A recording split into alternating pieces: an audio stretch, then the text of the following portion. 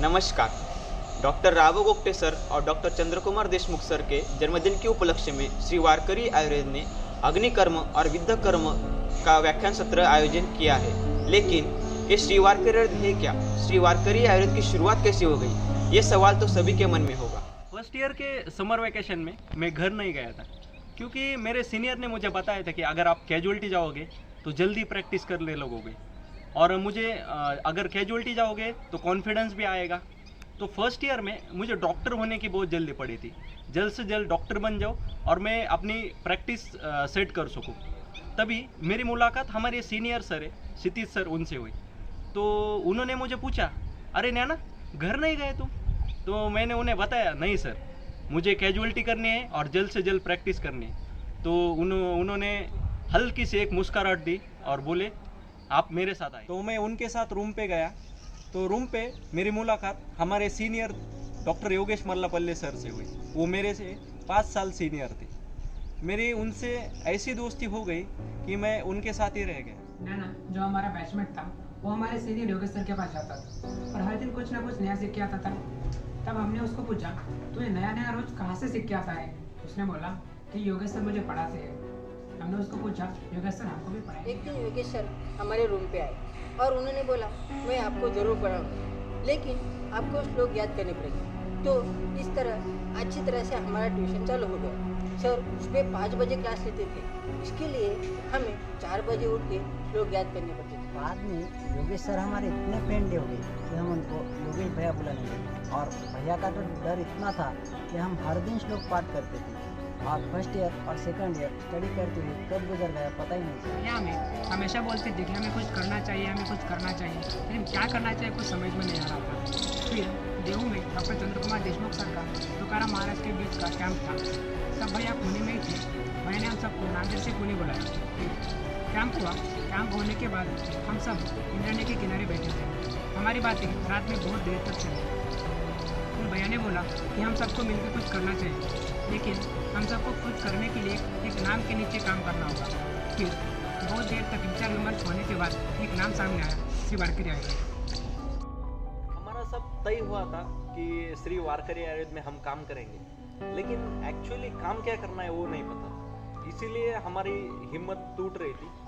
तो उसी टाइम भैया ने मुझे कहा कि नैना ये देख, तू मेरे साथ आ या ना, मैं अकेला ही श्री वारकरी आयुर्वेद को लेकर आगे बढ़ो। तो भैया ने उसी दिन संकल्प कर लिया और इसी संकल्प के साथ श्री वारकरी आयुर्वेद की स्थापना हुई। और वो दिन था 2019 में, चैत्र शुद्ध प्रतिपदा, जिसे हमारे मराठी में गुड़ी पाड़वा कहते हैं। तो आगे चलकर भी श्री वारकरी आयुर्वेद चिकित्सालय लातूर और उदगीर की भी शुरुआत हुई। उन्हीं दिनों में अध्यात्म में मेरी रुचि बढ़ने लगी थी। रोज सुबह उठ के ध्यान करना, मेडिटेशन करना, इसमें मैं इंटरेस्ट नहीं लगा था। और तभी ये सब देख के एक दिन भैया ने मुझे कहा कि जो मुझे आज भी याद है, भैया ने कहा कि सुनील, अध्यात्म वही है जो हमारी वृत्ति में परिवर्तन ला सके, हमारे वर्तन में बदलाव ला सके। ये मेडिटेशन वगैरह कितनी देर तक करोगे? हमारी वृत्ति में बदलाव ला के हमें जो काम मिला है उसे पूरी मेहनत और लगन से करना, यही श्रेष्ठ अध्यात्म है। तो हम तो आयुर्वेद को आए हुए थे, आयुर्वेद चिकित्सा करना यही हमारा कर्म था।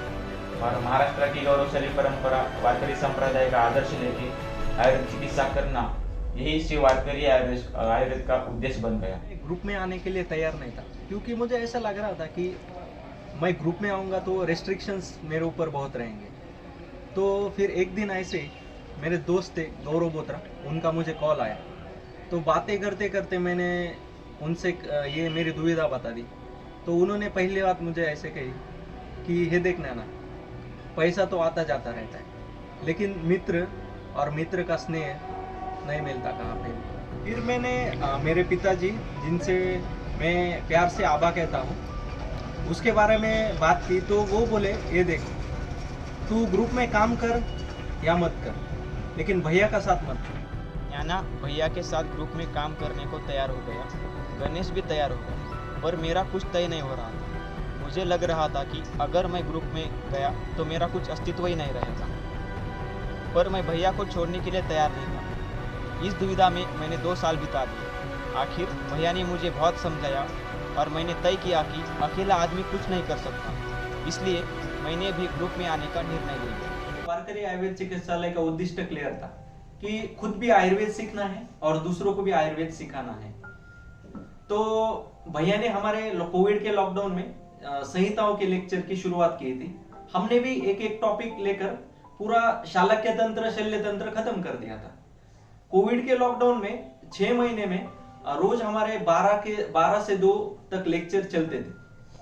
हमने सीनियर से बहुत कुछ सीखा, लेकिन हमारे जूनियर आयुर्वेद प्रैक्टिस में इंटरेस्ट नहीं ले रहे थे। तो हमने भैया से कहा कि क्यों ना भैया आप उनके भी लेक्चर लें, लेकिन भैया ने कहा नहीं, उनको ऐसा कुछ सिखाना होगा कि वो आयुर्वेद प्रैक्टिस में इंटरेस्ट ले और उनका आयुर्वेद पर विश्वास और भी बढ़ जाए।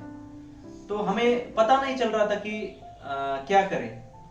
तो हमने जो अग्निकर्म और विद्या जो सीखी है डॉक्टर चंद्र कुमार देशमुख सर से, तो क्यों ना यही विद्या को हम अपने जूनियर को सिखा दें। तो हमने ये तय किया कि डॉक्टर राघव गोप्टे सर और डॉक्टर चंद्र कुमार देशमुख सर इनके जन्मदिन के अवसर पर अग्निकर्म और विद्याकर्म व्याख्यान सत्र का आयोजन करें। एक ऐसा आयुर्वेदिक हॉस्पिटल जिसमें समाज के हर एक व्यक्ति को आयुर्वेदिक चिकित्सा मिले, कम पैसों में सबको आयुर्वेदिक चिकित्सा मिले।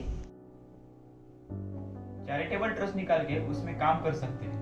हमें तो बस इतना पता है, भैया जो भी करेंगे हमें उनके साथ जाना है। हर किसी के मन में एक ख्याल रहता है कि मैं इस समाज के लिए, मेरे देश के लिए कुछ कर पाऊँ, पर हमारी जिम्मेदारियों के बोझ तले यह ख्याल मर जाता है।